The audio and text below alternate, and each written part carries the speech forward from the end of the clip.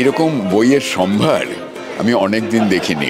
বইয়ের বিক্রি কমেনি, বই প্রচার এবং প্রসারের ধরনটা পাল্টে গেছে। তো আমার মনে হয় এই গ্রুম করাটা নতুন প্রজন্মকে এটা একটা সিনিয়র প্রজন্মের দায়িত্ব। এখানে যে ধরনের বইগুলো রাখে ও, সেটা যে কোনো পাঠকের কাছে খুবই প্রশংসনীয়।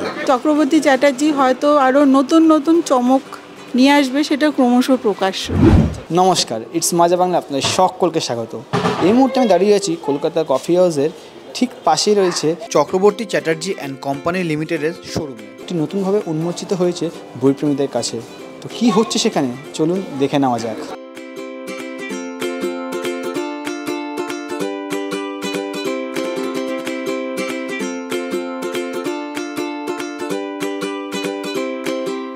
ডিসেম্বর বই পড়ার কফি হাউসের পাশে চক্রবর্তী চ্যাটার্জি অ্যান্ড কোম্পানি লিমিটেডের পুনরুত্থান অনুষ্ঠান হলো তাদেরই নিজস্ব শোরুমে। এই অনুষ্ঠানে উপস্থিত ছিলেন বিখ্যাত অভিনেতা এবং লেখক বরুণ চন্দ্র। এরকম বইয়ের সম্ভার আমি অনেক দিন দেখিনি। অক্সফোর্ড বুক শপে গেলে পরে, মানে আমি কাউকে খারাপ বলছি না, অক্সফোর্ড বুক শপে ইউ গেট লস্ট।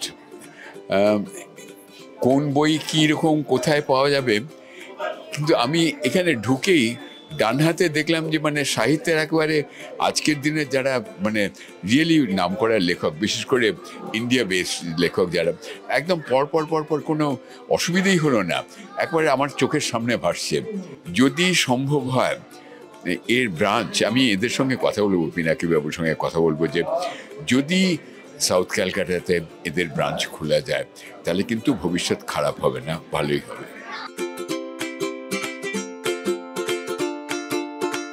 এই পুনরুত্থান অনুষ্ঠানে আনুষ্ঠানিকভাবে প্রকাশ হয় 3টি কমিক্স বইয়ের, যা লিখেছেন ঈশান মজুমদার, প্রবীর ব্যানার্জি এবং সুযোগ বন্দ্যোপাধ্যায়। বই দেখতে দেখতে, বই ঘাঁটতে ঘাঁটতে পেয়ে গেলাম ঈশান মজুমদারকে। তিনি একাধারে সঙ্গীত শিল্পী এবং অভিনেতাও বটে। চলুন তারও আবার বই প্রকাশ হচ্ছে, দেখে নেওয়া যাক। দাদা, কি দেখছো তুমি? এই তো মদনপুরের মামদভূতেরা, যেটা আমার 2023-এ বইমেলায় বেরিয়েছিল। জিনিও বৃশ্চিকের বিচ্ছু, যেটা 2024-এ বইমেলায় বেরিয়েছিল। দুটোই বেরিয়েছিল দেব সাহিত্য পরিষদ থেকে।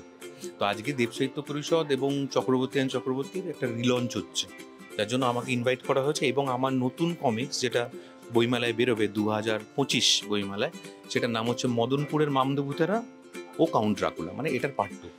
তো সেই জন্য আমি প্রচণ্ড এক্সাইটেড এসেছিলাম। এখন অনেক বড় বড় ডিগনিটারিজরা এসেছিলেন, তো তাদের সাথে কথা বলার সুযোগ, তাদের সামনে আমার বইটা রিভিল হয়েছে, সেটা একটা বড় ব্যাপার। আচ্ছা, এখনকার দিনে তো যারা ছোটরা আছে তারা তো বই পড়তেই চায় না। কমিক্স দূরের কথা, আগে শুক্তরা, নবকলের বই থাকতো, বা আনন্দমেলায় যে কমিক্স হতো, তো এখন তারা পড়তেই চায় না। তো তাদের উদ্দেশ্যে তুমি কি বলবো?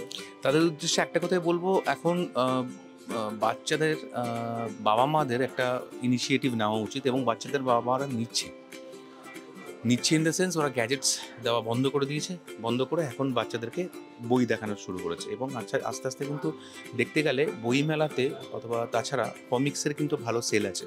মানে ওরা কমিক্সটা আগে দিচ্ছে, কমিক্স মানে যেই কমিক্স মানে হচ্ছে যেখানে ছবিও থাকে, তার সাথে গল্প থাকবে, সেটা থেকে আস্তে আস্তে ওরা মেজর লিটারেচারে চলে যাবে। সেটা একদিক দিয়ে ভালো, সেটা হচ্ছে, আর এটা আরও বেশি হওয়া উচিত। এটারও একটা ইনিশিয়েটিভ যার জন্য আমি নিজেও স্টার্ট করেছি। আচ্ছা, তোমার যে এই যে বই কমিক্স বানিয়েছো, তো সেগুলো তোমার যে ভাবনা, সেটা কিভাবে এসেছে? ভাবনাটা আমার ছোটবেলা থেকেই করতাম কমিক্স, তো ভাবনাটা যেমন মদনপুরের মামদভূতেরা, এটা একটা চিন্তাধারা অনেক দিন ধরেই ছিল। তো আমার এরকম উদ্ভট খেয়াল আসতে থাকে, মানে বাচ্চাদের পার্সপেক্টিভে আমি চিন্তা করি, যার জন্য মদনপুরের মামদভূতেরা অথবা জিনিগুলো তৈরি হয়েছে। তো এই ভাবনাগুলো আমার আসতে থাকে, মানে আমি যদি বাচ্চা হতাম তাহলে আমি কী ধরনের বই পড়তে পছন্দ করতাম, অথবা যারা পছন্দ করবে তাদের কথা ভেবেই করি। এটা একটা আমাদের ছোটোবেলাকার স্মৃতি বলা যায়। যখন একদম ছোট ছিলাম তখন থেকেই আসা যাওয়া চলতেই থেকেছে। তবে আজকের ভালো লাগাটা স্পেশাল এই জন্য যে ভাবতে পারিনি আজকে এসে এনাদের সঙ্গে এইভাবে একটা জড়িয়ে পড়বো। আজকে আমার একটা বইয়ের প্রচ্ছদ উন্মোচন হয়েছে, একটা গ্রাফিক নভেলের, আনন্দমঠ। সেটা খুবই আনন্দের ব্যাপার।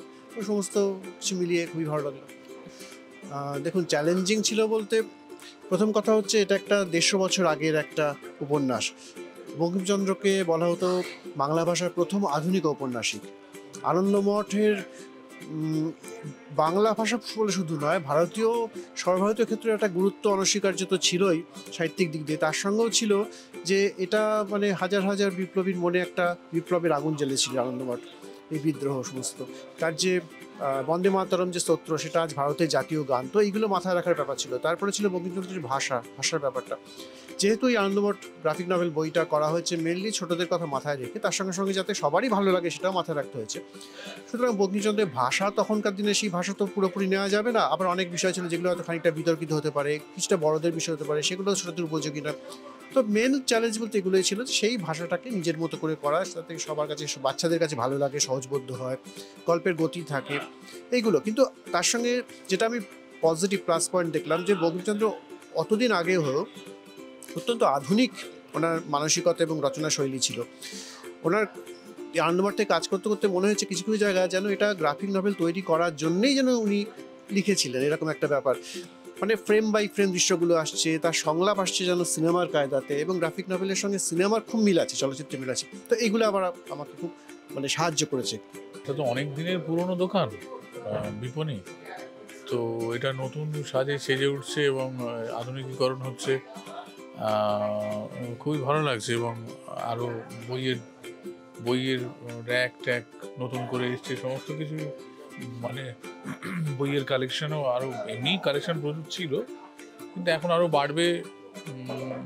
এখানে বোধহয় এসি টেসি লাগানো হবে, মানে স্বাভাবিকভাবে এটা যখন তৈরি হয়েছে তখন তো আর কলকাতা শহরে এত গরম পড়তো না, কিন্তু এখন স্বাভাবিকভাবেই কলকাতা শহর মানে ক্লাইমেটটা চেঞ্জ হয়ে গেছে, তো তার ফলে একটু দোকানে শীততাপ নিয়ন্ত্রিত থাকলে গরমকালে অন্তত একটু সুবিধা, সেই সব সুবিধে পাওয়া যাবে। সব মিলিয়ে ব্যাপারটা সবার খুবই ভালো আর কি।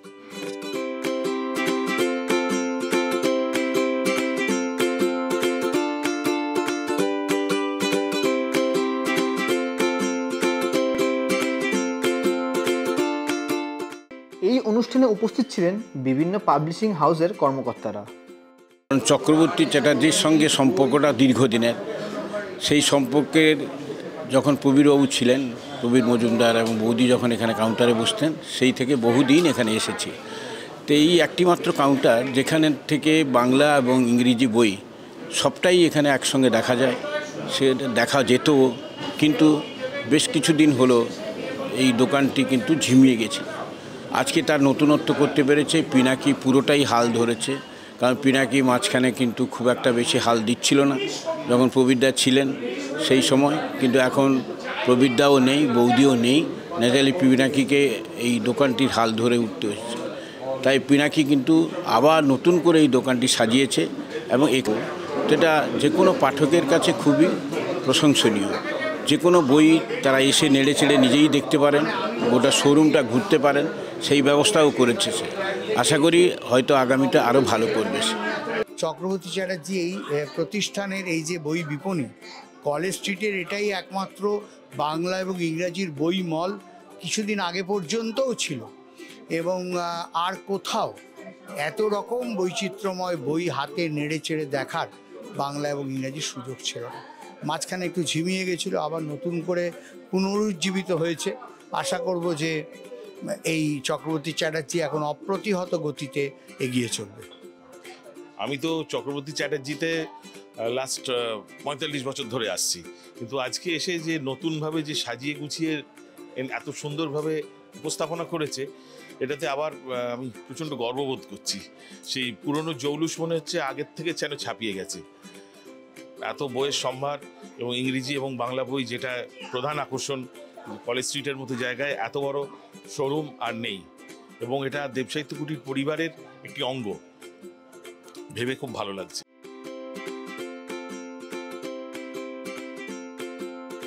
পাশাপাশি উপস্থিত ছিলেন জাতীয় পুরস্কারপ্রাপ্ত পরিচালক শুভ্রজিৎ মিত্র।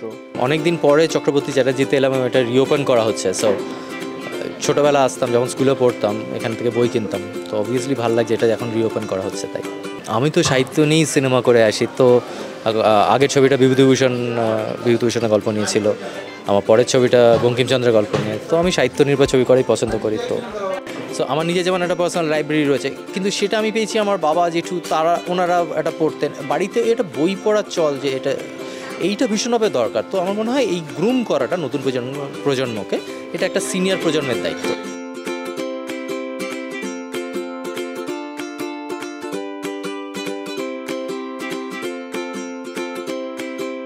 যুগের সঙ্গে তাল মিলিয়ে চলার জন্য এই শোরুম পুনরুত্থানের উদ্যোগ নিলেন চক্রবর্তী চ্যাটার্জি অ্যান্ড কোম্পানি লিমিটেডের কর্মকর্তারা।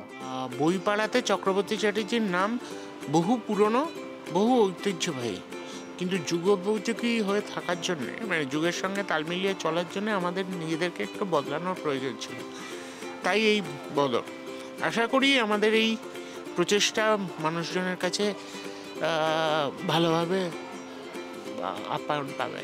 আজকালকার দিনের প্রজন্ম, মানে আমাদের পুরনো বাংলা ভাষায় একটা কথা আছে, যে রাঁধে সে চুলও বাঁধে, যে রিলস করে সে বইও পড়ে। শুধু তাদের বই পড়ার সময়টা হয়তো আগের থেকে একটু হলেও কম হয়েছে, সেটা কোনো ইস্যু নয়। টাইম সবাই পড়ছে, পাঠক এখনও আছে, পাঠক এখনও বাড়ছে, কারণ না হলে এত বাংলা পাবলিশার দিনে দিনে উঠে আসতো না। আমরা চাই প্রত্যেকটা পাবলিশার যেন পাঠকের কাছে পৌঁছানোর একটা প্ল্যাটফর্ম পায়। আমাদের এই প্রচেষ্টা সেইটাই। তো আমরা মানে যুগের তালে তালে পা মিলিয়ে চলার চেষ্টা করেছি। প্রথমে একটু অসুবিধা হয়েছিল, খুঁড়িয়ে খুঁড়িয়ে চলছিলাম, কিন্তু এখন আশা করি ভবিষ্যতে স্টেবল হতে পারবো এবং চক্রবর্তী চ্যাটার্জি হয়তো আরও নতুন নতুন চমক নিয়ে আসবে, সেটা ক্রমশ প্রকাশ্য। এক ঐতিহাসিক ঘটনা ঘটে গেল আজ।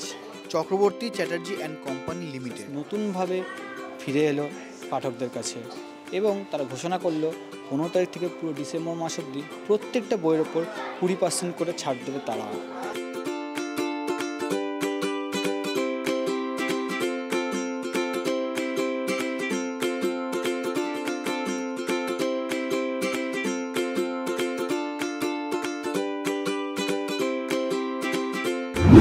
এরকম নানাবিধ সাংস্কৃতিক এবং বিনোদনের আরও নানা খবরাখবর পেতে আজই সাবস্ক্রাইব করুন আমাদের ইউটিউব চ্যানেল ইটস মজা বাংলা এবং সকলের সাথে শেয়ার করুন, লাইক করুন এবং আমাদের ওয়েবসাইটটিকে ফলো করুন ইটস মজা বাংলা নামে।